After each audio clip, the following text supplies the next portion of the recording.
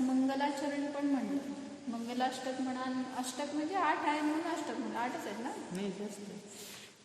म्हणजे आता ते शेवटचे वगैरे हे असतील म्हणून एक 8 नाही 108 सुद्धा असं हे.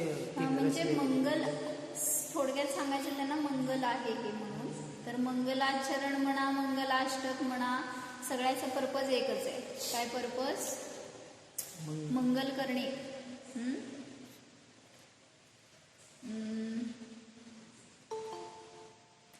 तर म्हणून सांगितलं काय, कुठलंही कार्य करताना आपण पहिल्यांदा मंगलवाचक काय ना काय करतो.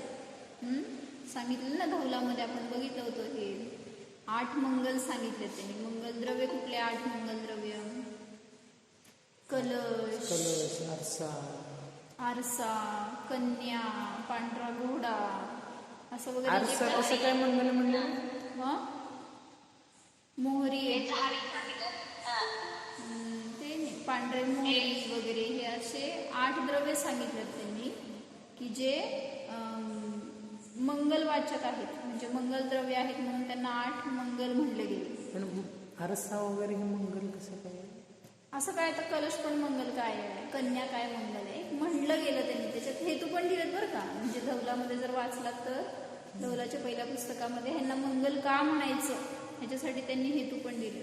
वाचून काढा, त्याच्यामध्ये आहे पहिलाच.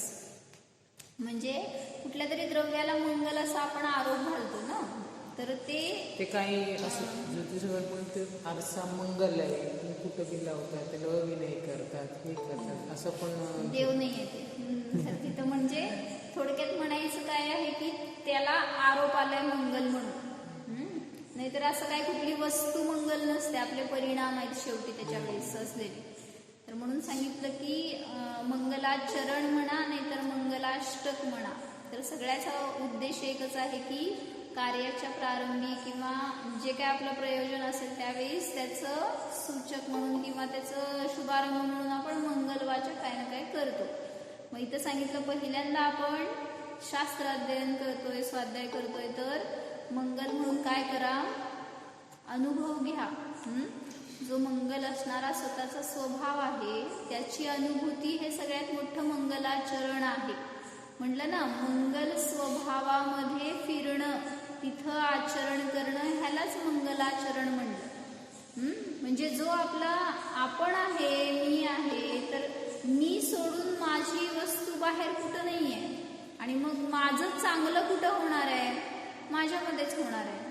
म्हणून सांगितलं मंगल काय आहे, बाहेर कुठं मंगल काही नाहीये, तर माझा स्वभावच पहिल्यांदा मंगल आहे आणि त्यामध्ये फिरणं हे खरं मंगलाचरण आहे. तर पहिल्या श्लोकाचा अर्थ बघितलं होतं की अरिहंत भगवान मंगल आहेत, जे 100 इंद्रांकडून वंद्य आहेत. पुढं सिद्ध, जे की सिद्धीचे स्वामी आहेत, ते मंगल आहेत. पुढं सांगितलं होतं जिनशासनाची उन्नती करणारे असे ते आचार्य मंगल आहेत. पुढं काय म्हणलं होतं, जे सिद्धांताचे सुपाठक म्हणजे सिद्धांताचा पाठ घडवणारे असे ते कोण उपाध्याय आहेत, ते मंगल आहेत. आणि रत्नत्रयाची आराधना करणारे असे मुनी, ते सुद्धा माझ्यासाठी मंगल आहेत. ते माझं मंगल करोत, अशी एक भावना आहे त्याच्यामध्ये. म्हणून सांगितलं हे पाची जे पंचपरमेष्ठी आहेत तर ते माझं मंगल करोत.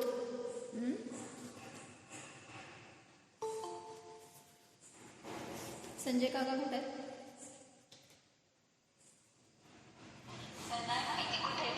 माझ्या समोर आहेत काय? तिथंच आहेत, मला दिसायला लागलं. त्यांना सांगा व्हिडिओ ऑफ करा म्हणून.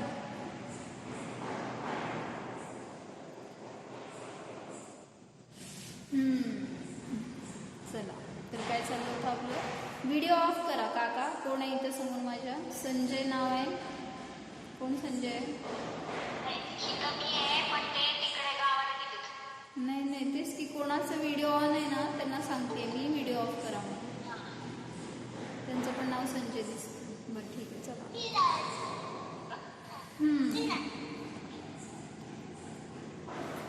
तर मला काय सांगायचं होतं, मंगलाचरण आपण उद्देश बघितला होता. मंगलाचरण कशाला म्हणलं होतं? जे पापाचा नाश करतं आणि जे पुण्याला देतं असं ते मंगलाचरण असतं. त्यासाठी काय सांगितलं होतं की पाप कोण करत नाही किंवा पाप कोणाकडे नाही आहे सांगा. म्हणजे पापाचा उदय तर प्रत्येक जीवाला प्रत्येक वेळी चालू आहे. मग त्याचं उदय काय म्हणायचं, केलेलं पाप आहे तर ते फेडल्याशिवाय तर जाणार नाही आपण मोक्षाला. म्हणजे त्याचा उदय येणार आहे नियमाने. मग त्या पापाचा उदय आल्यावर मंगलाचरण काय करतं सांगा. तुमच्या पापाच्या उदयामध्ये मंगलाचरण तुम्ही केला ते काय करणार आहे? तुमचं काय भलं होणार आहे? तुमचं भलं होणार आहे. कारण त्या वर्तमानमध्ये आपण काय करतो तर अशुभ क्रियापासून बचाव होतो. नाही नाही पाप येणार आहे ना, ते येणार आहे. फक्त मला म्हणायचं मंगलाचरण तुमचं काय करतं तर तुमच्या परिणामांना सांभाळतं. म्हणजे तुम्ही त्याच्यामध्ये आकृष्ट झाला तर विचलित होणार. पापाच्या उदयाकडं जसं म्हणलं आपण मध्ये बघितलं उदाहरण की मुनिराजांवर उत्सर्ग झाला किंवा काहीतरी ते परिशहांचा त्रास व्हायला लागला, परिशह जय चालू झालाय त्यांचा. मग परिशह म्हणजे बहिरंगामधनं येणारी प्रतिकूलता आहे, पापाचा उदय आहे. मग त्या उदयामध्ये मुनिराज काय करतायत? मंगलाचरण करतायत. काय करतायत सांगा. किती तो पापाचा उदय त्यांना त्रास देतोय. म्हणजे म्हणायचंय काय की उदय कसलेही असू देत बहिरंगामध्ये ते त्रास देणारे नसतात. आपण भोगतो ज्याप्रमाणे त्यांना त्यानुसार ते चांगलं आणि वाईट तुम्ही म्हणता. मग तिथं त्या मुलींना न पुण्याची अपेक्षा आहे ना पापाचं भय आहे. मग कुठलेही उदय असले तरी त्याच्यामध्ये त्यांची ज्ञाताद्रष्टा परिणती आहे. त्यामुळं सतत मंगलाचरण चालू आहे मुलींचं. आता या सगळ्या पंचपरमेष्ठींचं समजून घ्या, नुसतं मुली नाही तर सांगितलं त्या सगळ्यांचं सतत मंगलाचरण चालू आहे. मंगलाष्टक सतत चालू आहेत त्यांचे. मग असं मी एकांचं प्रवचन ऐकलं होतं. आता असं इतकं स्थूल वाटतंय ना आता बाहेरचं कोणाचं ऐकल्यावर. जेव्हा असं एक मस्त गाभा मिळालाय ना आपल्याला त्यावेळेस ते म्हणाले की तुम्ही जंगलात अडकला, कुठंतरी संकटात अडकला. ते म्हणले दुसरं काय करू नका, हे मंगलाष्टक म्हणा म्हणले, सगळं दूर होतं तुमचं. म्हणजे हे दूर करणारं. किंवा म्हणले तुम्ही त्या बाळाला 45 दिवस झाला तुम्ही मंदिरात नेता आणि त्याचं सगळं विधी करता वगैरे. म्हटले तुम्हाला पंडित नाही मिळाले किंवा तुम्हाला कुठंतरी एक काय ओपनिंग करायचं आहे, काहीतरी विधान करायचं आहे, पंडित नाही मिळाले वगैरे. म्हटले मंगलाष्टक करा म्हणले, त्याच्याने तुमचं आणि ते काय कोणाला काय संकटाला रोग झालं वगैरे तर त्याला तुम्ही हे मंगलाष्टक म्हणा आणि अंगावर हात फिरवा म्हणलं ते सगळं कमी होतं. म्हणजे अशी मान्यता आहे आज बाहेर सगळ्याची की हे शब्द काहीतरी करतायत किंवा ते देव काहीतरी तुमचं भलं करतायत. बाहेर कोण काय करणार आहे सांगा की. आणि इथं सगळ्यात मिथ्या मान्यता आहे की कुठेतरी हात फिरवणं, पाणी शिंपडणं, फुंकणं वगैरे सगळं मिथ्या आहे. म्हणतात ना ते नमोकार मंत्र म्हणा आणि फुंका वगैरे असलं. अरे ते नमोकार मंत्र म्हणतोय का बरं, त्याच्यामध्ये आहे भाव तो त्याला समजावा. नमोकार मंत्र दिलं नाही का त्या कुत्र्याला जीवनधर कुमारांनी किंवा त्या बैलाला त्या पद्मराज सेठनी वगैरे. मग केलं की तिथं पण म्हटलं नाही असं नाही आहे, पण भाव काय होता त्याच्या मागचा. म्हणजे अशा रीतीने अवलंबन घ्यायला गेलं तर खऱ्या देवाचं अवलंबन असताना सुद्धा कुदेव तुम्ही भसताय, कारण परिणामामध्ये आपल्या गफलत आहे. नाही, आपण परिणाम भाव समजून म्हणले तर तिथं काय हेच नाही. तेच की ते हे अशी मान्यता आहे हो सगळ्याची की त्यांच्यावर ते काय म्हणायचं, फुंकायचं, हात फिरवायचं वगैरे हे सगळं चुकीचं आहे. आम्हाला तर नेहमी सांगतात की कुठल्याही स्पर्शाने वगैरे तुम्हाला काय मायातलं काय होणार आहे सांगा, नमोकार मंत्र मी म्हटलं आणि स्पर्श केला आणि काय त्याच्याने काय व्हायचं. म्हणजे स्पर्श करणं वगैरे किंवा हात फिरवून ते म्हणूनच म्हणतात आम्हाला काहीतरी बांधून वगैरे ठेवायचं, गंडाचा एक दोरा. मग कशामध्ये गेलो आपण पण सगळं त्या निमित्ताचं खंडन करतोय आणि आपण पण त्याच रूपाने आचरण करू लागलो. मग असं तर करणं योग्य नाही. म्हणजे कुठल्या शब्दाने कुठलंही कार्य हे काही गोष्टी नाहीये. कसं सांगायचं जाईल ना, म्हणजे मिथ्या मताकडे वळा लागल्यावर ह्याच्यावर श्रद्धा ठेवा, ह्याच्यावर भक्ती करा, तुमचे दुःख दूर होते. एक अभिप्राय त्याच्यातला भाव काय हे समजायला पाहिजे. लोकांनी काय केलं मग यालाच धरून बसले किंवा ह्या शुभातच अडकले, त्या शुभाचं क्रियाकांड झालं सगळं. कधी कधी आपण त्याला धर्म समजू लागले. नित्य निकाचे तर कर्म असले तर आपण म्हणले तर तो कर्म त्याच्यामध्ये निर्जर होतो, त्याची काही गॅरंटी नसते. म्हणून सांगितलं काय तत्व समजून घ्यायला पाहिजे, त्यातलं वास्तविक रूप काय आहे, ते कशाच्या द्वारे तुमचं संकट नष्ट होणार आहे हे सगळं समजून घेऊन करा ना. आणि संकट आलेल्या जीवाची बुद्धी अंध झालेली असते किंवा तिथे त्याला समजत नाही काय करतोय आणि काय करायला पाहिजे वगैरे, सगळं तो अविवेकी झालेला असतो संकट आलेला. त्यामुळे तिथे सांगितलं की आत्ता चांगली असताना बुद्धी किंवा आत्ता निरोगी असताना शरीर बुद्धी सगळं काय तुमचं अनुकूलता असताना शरीराला वगैरे हे सगळं समजून घ्या ना आत्ता चांगलं असताना. पण आपण ह्याच्यामध्ये न अडकता काय म्हणायचं हे समजून न घेता शब्दात अडकत जातो आणि त्याच्यामुळंच धर्मापर्यंत पोहोचत नाही. म्हणून आपण परवा काय म्हणलो, तो क्रोध धर्माला जाळतो आणि स्वतःला न जाणणं हा सगळ्यात मोठा क्रोध आहे. जीवाला न जाणणं, जीव रूपाने न मानणं हा सगळ्यात मोठा क्रोध आहे आणि तो क्रोध धर्माला नष्ट करतो, जाळतो. जसं उदाहरण काय दिलं होतं, डावानं त्या वृक्षांना जाळतो, त्याप्रमाणे सांगितलं धर्म हे क्रोध धर्माला जाळतो असं घेतलं होतं ना. मग जिथं जिथं क्रोध आहे तिथं तिथं धर्म नाही, त्या धर्माचा घात आहे असं सांगितलं. आणि एक काय विचारायचं होतं की आपण म्हणतो ना काय पापाचा बाप कोण, लगेच कळत आहे आपल्याला. सांगा पुण्याचा बाप कोण, लोभ हा पापाचा बाप आहे, बरोबर. आता सांगा पुण्याचा बाप कोण, मला माहित आहे त्याचे आई बाप कोण आहे ते पण मला माहित आहे. पुण्याचे बाप कोण सांगा की आता. पुण्याचे बाप म्हणजे शुभ परिणाम नाही ओ नेना का की पुण्याचा बाप कोण,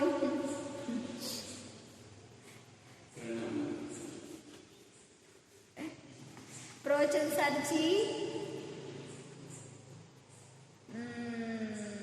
कितवी गाथा आहे, पूर्ण फलारी म्हणता. नाही थांबा सांगते एक मिनिट.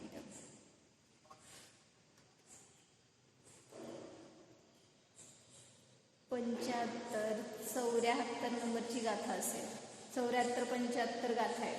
त्याच्यामध्ये आलंय पुण्याचा बाप कोण. मला उद्या सांगा उत्तर, जाऊ दे. पुण्य फलाचा उदय असताना पाप रूपी बी पेरतो. नाही असंच आहे. आता तुम्हाला जसं पुण्याचा बाप मिळाला की नाही, पापाचा बाप मिळाला की नाही, तसंच पुण्याचं कोणीतरी आहे. तर तिथं काय आहे ते बघून सांगा मला उद्या. पण प्रवचनसारमध्ये 74-75 असेल जवळपास गाथा. 74च आहे करेक्ट. दोन्ही गाथेमध्ये 74 गाथेमध्ये पण आहे, 75 गाथेमध्ये पण आहे. तर बघून सांगा मला. म्हणजे आपण तिथं मला सांगायचंय की पापाला तर घाबरतो, त्याच्यापासून वाचण्याचा प्रयत्न करतो, त्याचा उदय नको असतो, म्हणून हे सगळं आचरण करायला त्या काय म्हणायचं अवलंबन घ्यायला जातो. पापाला घाबरत नाही, पापाचं उदयाला घाबरतो. पाप करायला कुठं घाबरतो, करताना नाही, उदयालाच की. म्हणजे पाप जेव्हा भोगतोय त्यावेळेसच त्याला ते नको वाटतंय. ते उदय यायला लागल्यावर त्रास होतो, प्रतिकूलता वाटते, संकट वाटतात.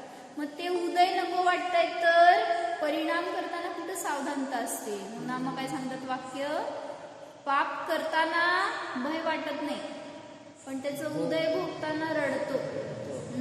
म्हणून तिथं त्याच्यापासून बचाव करण्यासाठी कुठं कुठंच कोणाचं अवलंबन हे सांगितलं, म्हणून की शुभाचं अवलंबन अशुभामध्ये जाण्यापासून रोखणार आहे.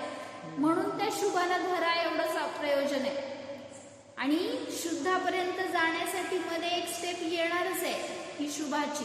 म्हणून त्या शुभाचं अवलंबन घ्या असं शास्त्रात दिलं जात आहे, पण त्याचंच अवलंबन घेऊन धरून बसा असं उद्देश नाही. म्हणून तिथं म्हटलं की भलेही शुभाचं अवलंबन घेतलंय पण परिणामामध्ये ते हे आहे याचा स्वीकार असावा तरच ते सुटणार आहे. मग मी काय सांगत होते, पापाचं फळ कसं कसं कोण कोण भोगतं याच्यासाठी उदाहरण चांगलं घेतलं त्यांनी.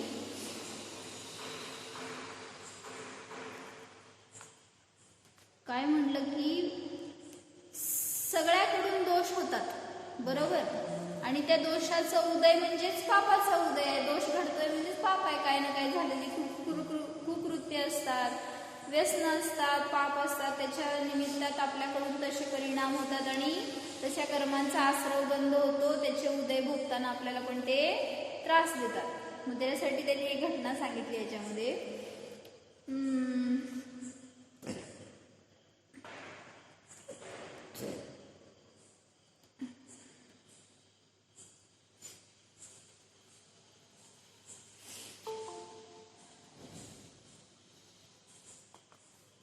जीव के भाव हमेशा एक से नहीं रहते.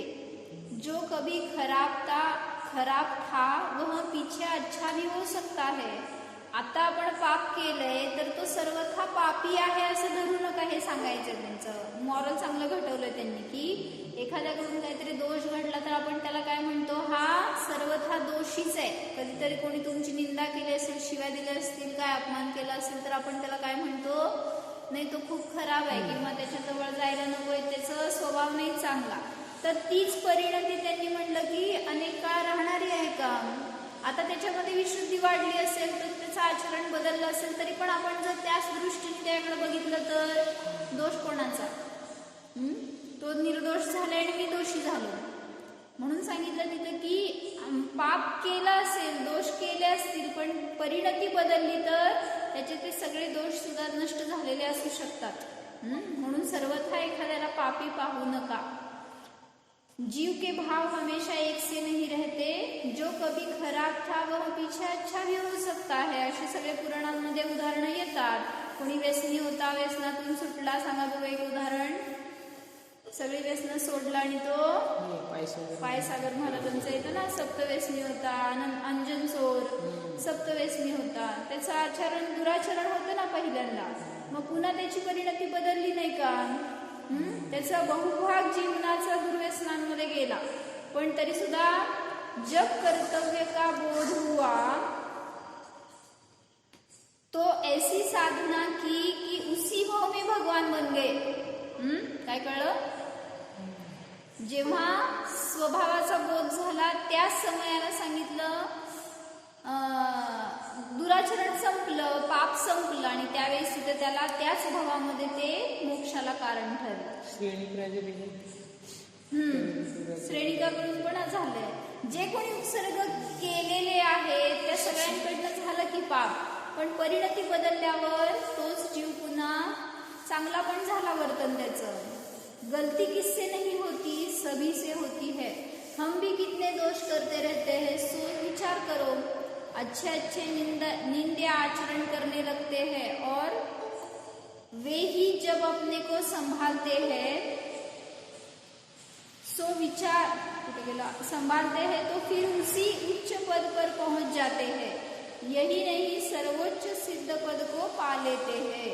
तो परिणामों में ऐसा विवेक लाओ जिससे धर्म की योग्यता आवे.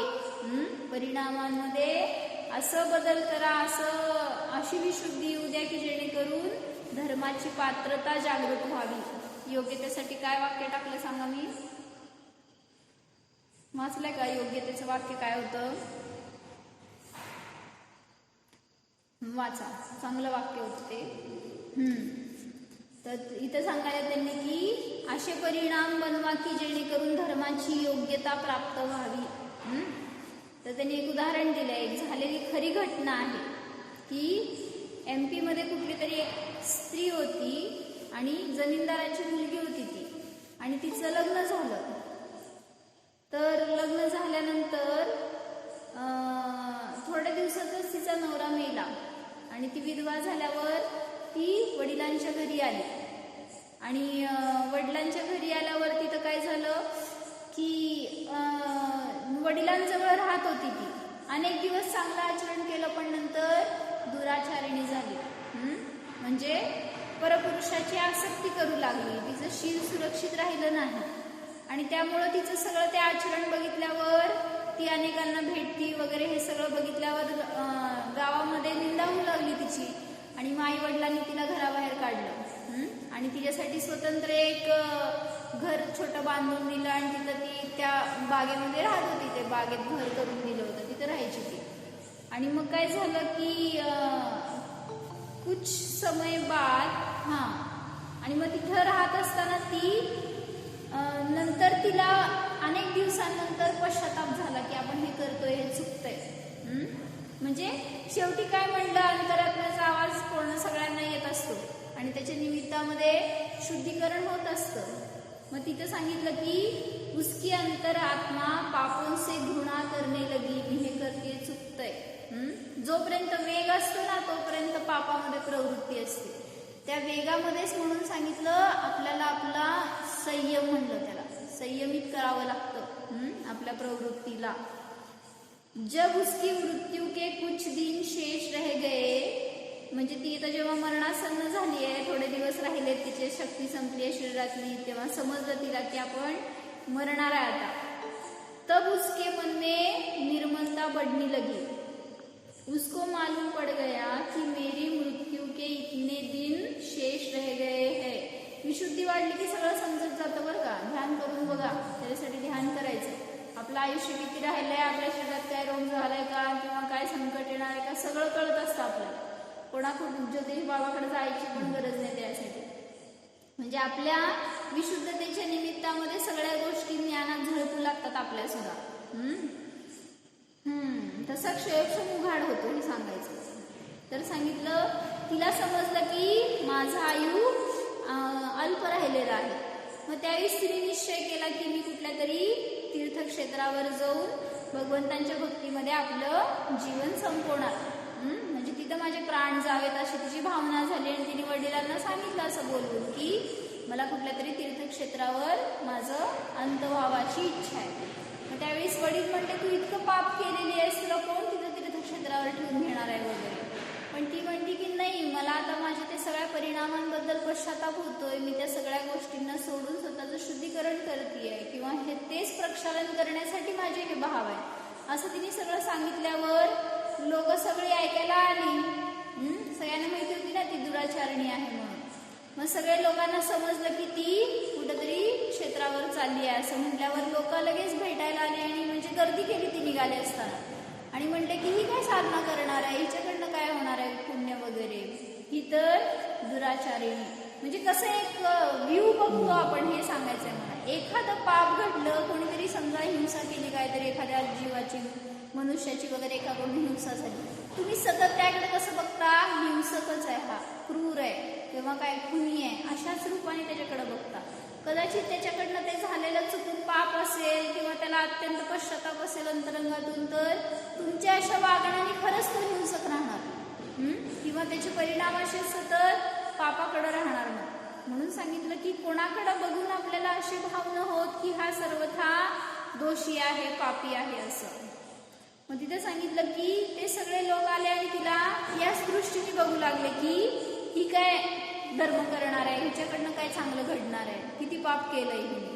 मग ती सगळ्यांना क्षमावली करते हात जोडून आणि त्यावेळेस ती म्हणते की नाही, मला मी केलेल्या सगळ्या पापांबद्दल मी पश्चाताप करतेय, मला त्याचं सगळ्याचं प्रक्षालन करायचं आहे आणि ते सगळे माझे दोष नष्ट व्हावे त्याच्यासाठी मी प्रयत्न करते. मग ह्याचं फळ तुम्हाला, ह्याचा जर तुम्हाला विश्वास नसेल तर तुम्ही, मी एक सांगते ती गोष्ट ऐका. आणि ती म्हणते की जब वह गांव से जाने लगी तो गांव के बहुत से भाई बहन इकट्ठे हो गए। उन उपस्थित व्यक्तियों से कहती है, अभी तक हमने बहुत पाप किए, जिस पाप से हमारे रहने वाले स्थान के बगीचे के फल, म्हणजे तिच्या बागेमध्ये अनेक फळं असतात, विहीर असते वगैरे, तर ती म्हणती की मी केलेल्या पापाचं फळ की त्या बागेत एक सुद्धा फळ चांगलं नव्हतं, सगळे किडके तरी, नासके तरी किंवा असे जीव लागलेले कडू असल्या प्रकारची होती सगळी फळं, आणि त्या विहिरीचं पाणी सुद्धा सांगितलं कडू होतं. ती ज्या घरात राहायची आणि त्या सगळ्या, म्हणजे शेवटी काय म्हणायचं, एक मॅग्नेटिक फील्ड म्हणा की जेवढे परिणामांची विशुद्धी असते त्याच्या निमित्तामध्ये वातावरण शुद्ध असतं, आणि जेवढी अशुद्धी असते त्याच्या निमित्तात सगळी बाहेर पण तशीच रचना होती. मग तिच्या सांगितलं बागेतली सगळी फळं फुलं सगळी किडकी होती किंवा खराब होती, आणि त्या विहिरीचं पाणी सुद्धा कडू होतं. लेकिन अब हमारे भाव निर्मल हुए हैं, पापों का प्रायश्चित करते हैं और तीर्थ क्षेत्र पर जाकर भगवान की भक्ति में लीन हो शेष आयु पूर्ण करते हैं. अब हमारा हृदय अच्छा होने से बगीचे के फल और कुएं का पानी अपनी अच्छी हालत में हो गए होंगे. असं तिने एक तर्काने सांगितलं. मी माझ्या परिणामांमध्ये दोषी होते त्यामुळं हे सगळं असं होतं. तर तुम्ही आज जाऊन बघा, त्या बागेतली सगळी फळं फुलं चांगली असणार आहेत आणि त्या विहिरीचं पाणी मधुर असणार आहे. आणि असं ऐकल्या लोकांना उत्सुकता झाली. खरंच जाऊन लोकांनी बघितलं तर एकापेक्षा एक गोड फळं होती, आणि त्या विहिरीचं पाणी सुद्धा खूप सुंदर होतं, म्हणजे चवीला वगैरे असं गोड होतं. मग हे कशामुळे झालं, आणि मग त्यावेळीच लोकांना हे पटलं. म्हणजे काय सांगितलं त्याने ऐका. लोगों ने जाकर देखा तो उसके कथनानुसार फल सुस्वादु, कीड़ों से रहित और पानी मीठा पाया. पश्चात उस विधवा ने तीर्थ पर जाकर भगवान की भक्ति में लीन रहने की दशा में प्राण छोड़े. म्हणजे मला म्हणायचंय की पापाचं परिवर्तन होऊन संक्रमण होऊन पुन्हा परिणाम बदलू शकतात, पण आपण त्याच रूपाने स्वतःला पण मानणं चुकीचं आहे. त्यालाच म्हणलं विषकुंभ, मी किती पाप केलेत, मी किती दोषी, मी किती वाईट, असं स्वतः जर त्याचा सतत विचार करू लागला तरी सुद्धा विषकुंभ झालं. मग ह्याच्यातून बाहेर पडणार नाही. मग असे अनेक जीव बघितलेत की जे डिप्रेशनमध्ये जातात ह्या असल्या विचाराने. सतत काय विचार, मी त्या म्हणजे म्हणलं ना, एका चुकून मुलाचं का काय कोणाकडनं तरी ऍक्सिडेंटमध्ये वगैरे का काय तो मेला असं काहीतरी झालं, आणि जो गाडी चालवत होता त्याला कळलं की हा मुलगा आपल्याकडनं मेला आहे, तर त्याला इतका पश्चाताप, इतकं त्याला वाईट वाटायचं की आपल्यामुळं त्या मुलाचा घात झाला, त्या घराच्यांचा इतकं परिस्थिती खराब झाली. ते घरातले सगळे थोड्या काळाने स्थिर झाले, पण हा जीव इतकं त्यांनी मनाला लावून घेतलं, त्यालाच म्हटलं डिप्रेशन मला म्हणायचं होतं. आणि मग त्याच्यावर त्याचा जास्त इफेक्ट झाला त्या माणसावर, ज्याच्या निमित्तात की त्या मुलाचा प्राण गेला. मग कोणामुळे झालं सांगा हे? आपण जेवढा हॅमर करून घेतो ना स्वतःवर ते परिणाम, त्याचा इफेक्ट आपल्याला होतो, न की त्या घटनेचा, त्या व्यक्तीचा, त्या हिंसेचा वगैरे. म्हणून तिथं म्हटलं की घडलं असेल की पाप उदयानुसार होणारे सगळ्याकडून पाप झालेला असणार आहे, नाही असं नाहीये, पण त्या पापाला सोडायला पाहिजे. आता पुन्हा न हो ह्याच्यासाठी पुरुषार्थ करायला पाहिजे. त्यालाच धरून बसलो, ठीक आहे, प्रायश्चित्तासाठी म्हणून त्याचं स्मरण करा आणि त्याला प्रक्षालन करण्यासाठी गुरुकडून प्रायश्चित्त घ्या, नाही असं नाही आहे. पण एकदा प्रायश्चित्त घेतल्यावर पुन्हा पुन्हा तेच उगाळत बसलो तर आपण त्याच्यातून बाहेर पडणार नाही. आणि मग त्या विषकुंभाचं फळ पुन्हा पुन्हा पापाची प्रवृत्ती होत राहणार. मग तिथं प्रक्षालन होणार, विशुद्धी होणार, काय घडणार आहे आपल्याकडून? होणार नाही. म्हणून सांगितलं तिथं की पापाचे परिणाम झाले असतील, त्याचा काय उदय येत असेल तर तिथं त्याच्यात न्यायकता एवढाच आपला पुरुषार्थ असावा. म्हणजे तेच एक गोष्ट आपल्यासाठी आश्रयभूत आहे, शरणभूत आहे. बाकी अन्य तुम्ही जे काय करायला जाताल तर ते क्रियाकांड म्हटलं जाणार. म्हणून पुण्य असो किंवा पाप असो तर ते दोन्ही सुद्धा मंगलाचरणाने नष्ट होतात. काय म्हणलं? ठीक आहे, मंगलचा अर्थ काय केलं, पुण्याला जे देतं ते मंगल, आणि पापाचा जो नाश करतो ते मंगल. पण त्याच्या पुढे जो अध्यात्माचा अर्थ सांगितला काय, जे पुण्य आणि पाप दोन्हीचा नाश करतं असं ते कोण आहे, मंगलाचरण म्हणजे शुद्ध आत्मानुभव आहे. तर त्या शुद्ध आत्मानुभवामध्ये जर फिरू लागलो, आचरण करू लागलो, तर तेच खरं मंगलाचरण आहे.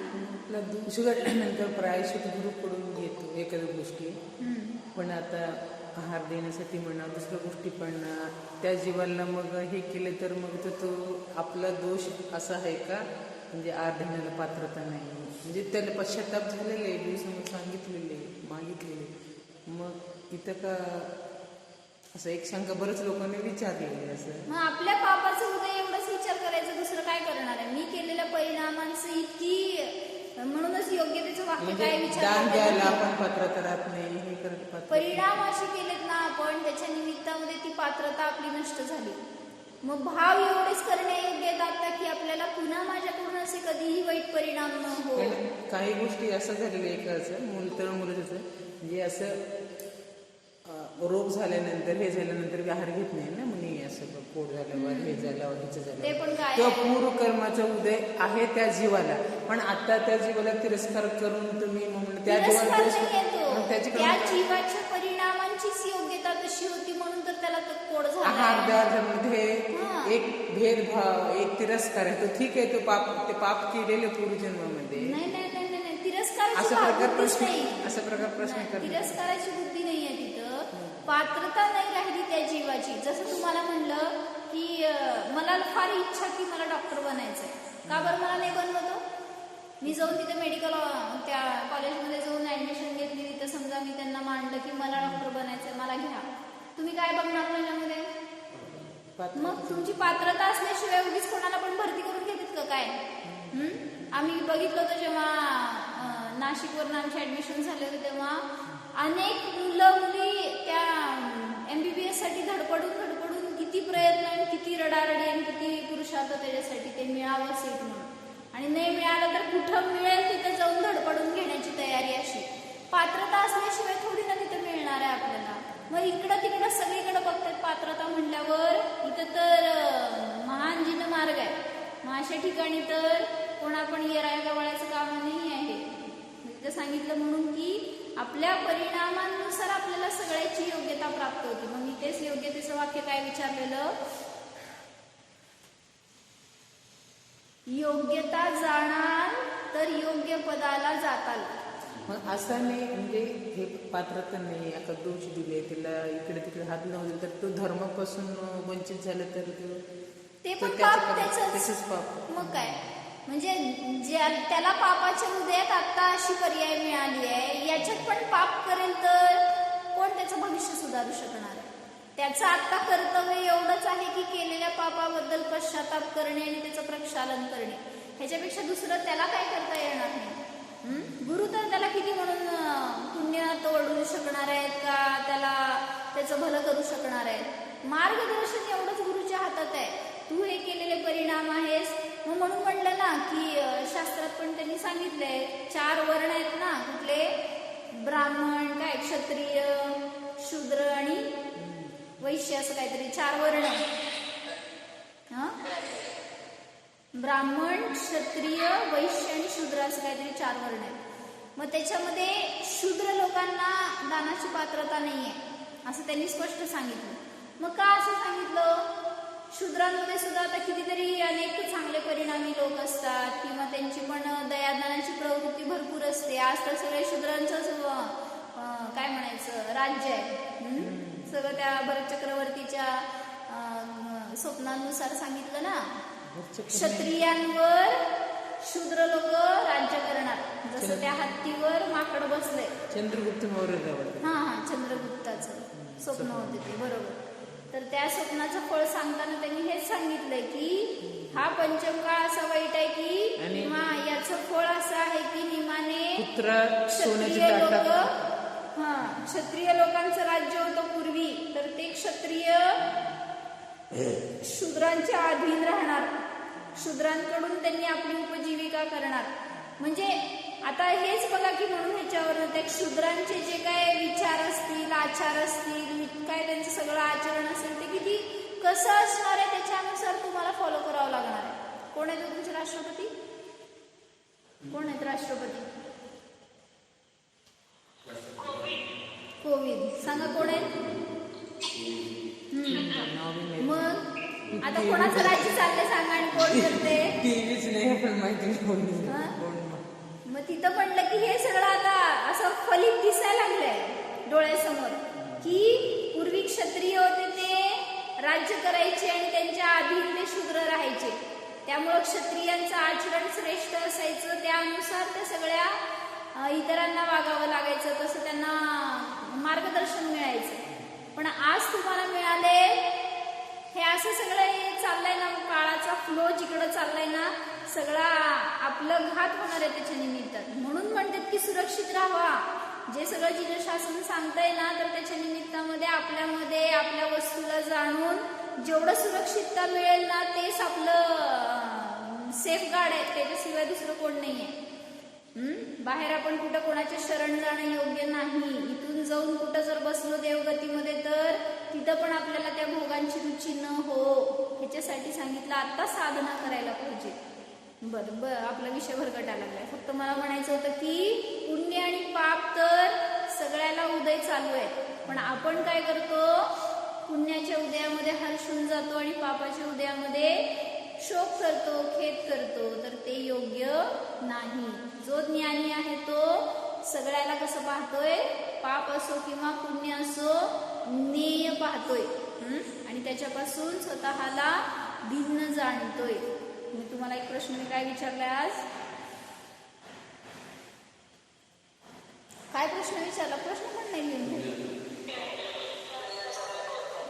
प्रवचन सर्व पुण्याचा बाप कोण? मग उत्तर सांगताय का? प्रश्न सांगताय, उत्तर सांगा की. कालचं वाक्य पाठ केलंय का सांगा?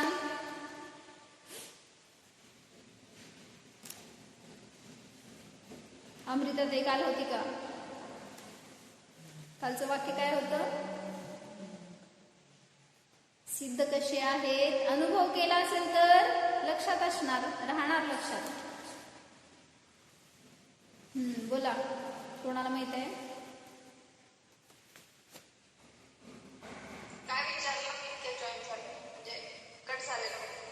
काल वाक्य काय सांगितलेलं असं विचारलं.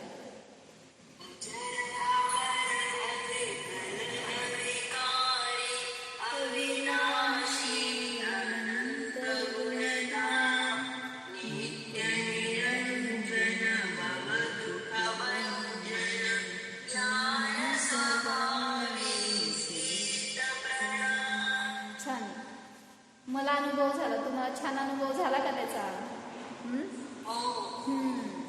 मी म्हणताना तुम्हाला कसं झालं माहित नाही, तुम्ही म्हणताना मला छान अनुभव झाला. म्हणजे तसे सिद्ध आहेत हे रूप बघितलं तर आपल्याला सुद्धा आपलं सिद्ध रूप समजणार, तसा मी आहे. लिहिलं नसेल तर लिहा सगळ्यांनी आणि त्याच्यावर चिंतन करा. काय वाक्य? अजर मर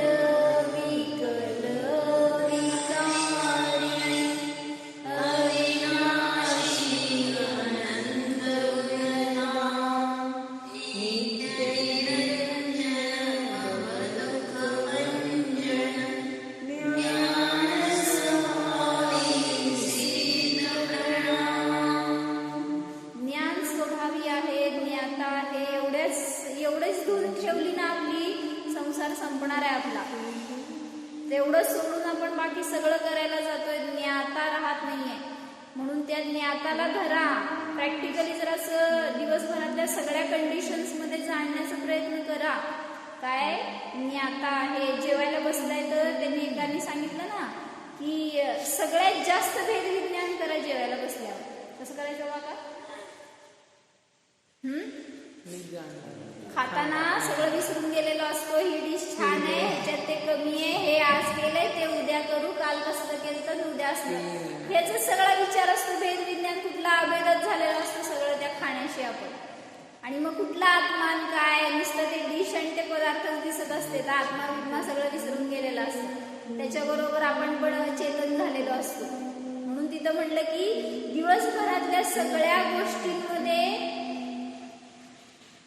काय, परवा पण काय तर घटवलेलं मी की म्हणजे जेवतानाच असं नाही तर इतर वेळी सुद्धा सगळ्या ठिकाणी भेदविज्ञानाची धारा कशी राहील. आता म्हणलं ना, आता एवढं जाणण्याचा प्रयत्न करा. जसं आता म्हणलं ना, माताजींना जेव्हा चालायला त्रास होतो त्यावेळेस ते कुठून पण जाताना एवढंच त्यांची परिणती ज्ञाता आहे.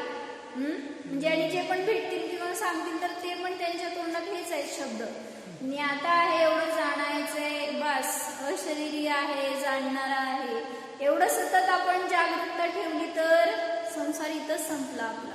आणि मस्त होईल माहिती का, संसार जरी केला तरी सुद्धा की जेव्हा त्या रूपाने परिणमन करणार, जसं सिद्धांची परिणती आहे कशी आहे, अजर अमर अविकल अविकारी.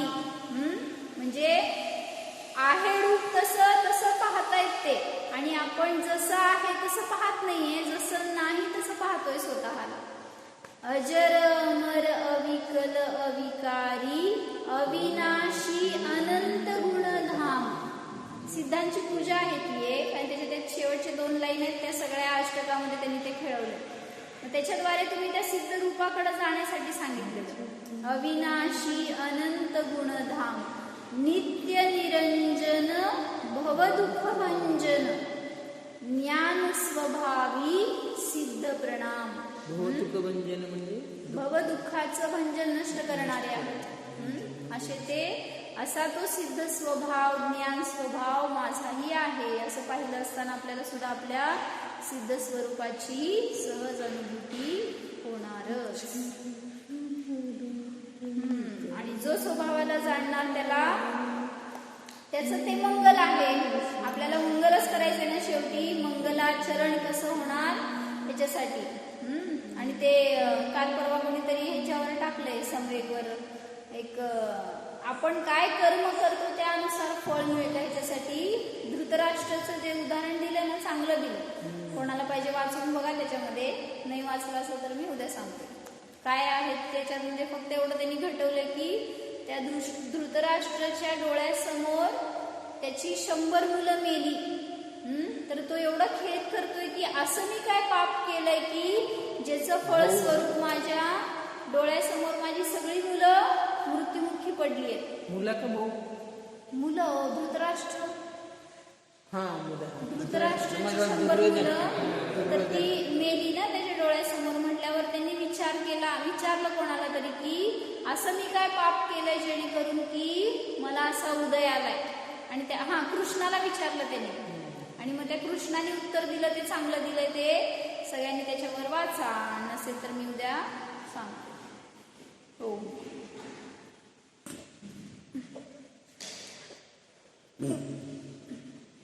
जाणा निष्पाप आत्मा जाणा.